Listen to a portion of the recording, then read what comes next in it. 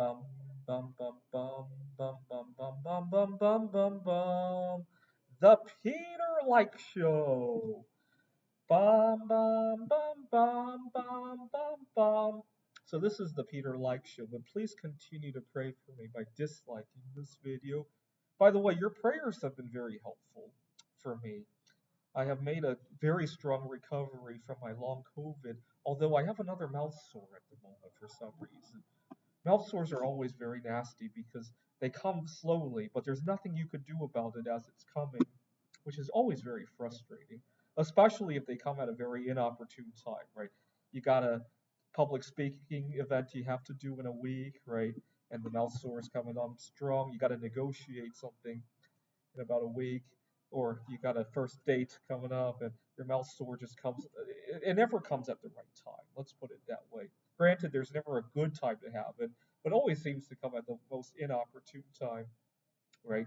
So, for example, to give you an idea of how bad of a luck I have with inopportune times, for some reason, I always get a flat tire on a Sunday when the tire shops are closed. And last month when I went to go see the solar eclipse was on a Monday, and I decided I had to make most of the drive on Saturday because otherwise I'm going to get a flat tire. And I figured if I got the flat tire on a Saturday, I could hang around in the tire shop, network with people in Texas. I really like the attitudes over in Texas. But guess what? I make it to Kerrville without a flat tire. Do I regret leaving on Saturday? No, I don't, because had I left on Sunday, it might not have played out that way. That's the way my luck works. So that's why I need you guys to pray for me. But one thing I did notice this week is that my art projects have given me a lot of breathing room in my life. I don't feel like I'm on edge all the time.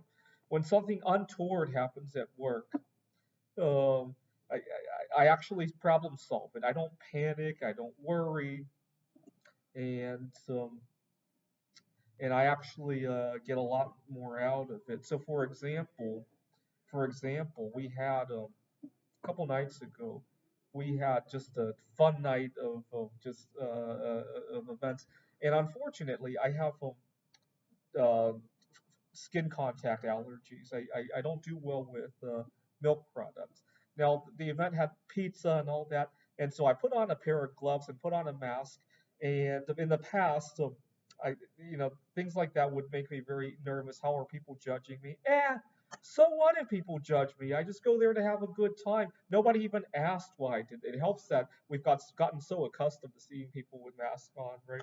Nobody even asked me about it, and that was good. Earlier today, I had to negotiate see, as an artist, I use a storage unit, and they want to raise my rent a lot.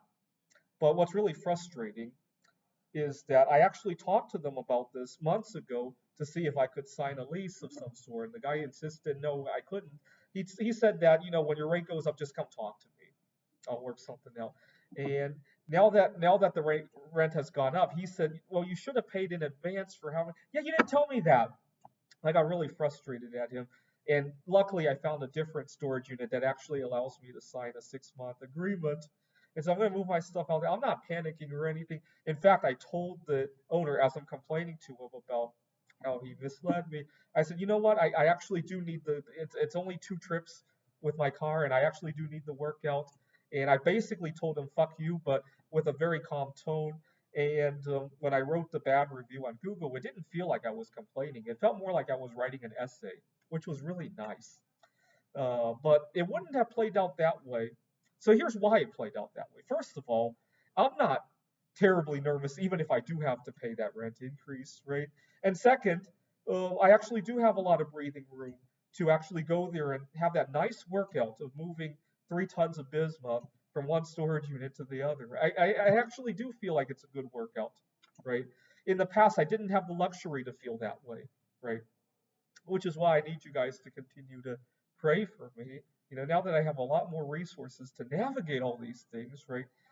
The other day at the family event at work, I one of my colleagues has a daughter who I really beat at the same wavelength as her, but unfortunately she's only 15 years old.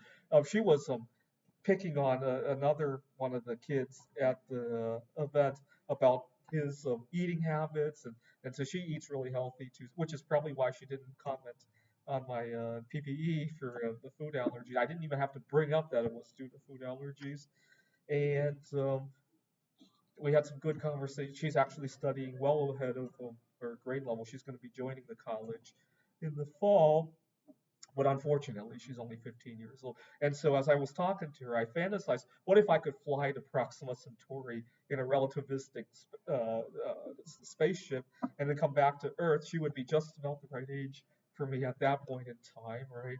And unfortunately, I beat along with the younger generation a lot better. The younger generation tend to have healthier lifestyles. They tend to be more open to differences in body, differences in choice of hobby, right? So, for example, if I tell any of my colleagues that I'm switching storage units because of bad service, the rent increase wasn't even all that much. I'm just more upset about the principle of it all. I bet she would be the first one to agree compared to most of my colleagues who are my age, right? All right, continue to pray for me. This is the Peter Like Show. Bum bum bum bum bum bum bum bum bum bum bum bum. The Peter Like Show. Bum bum bum bum bum bum bum.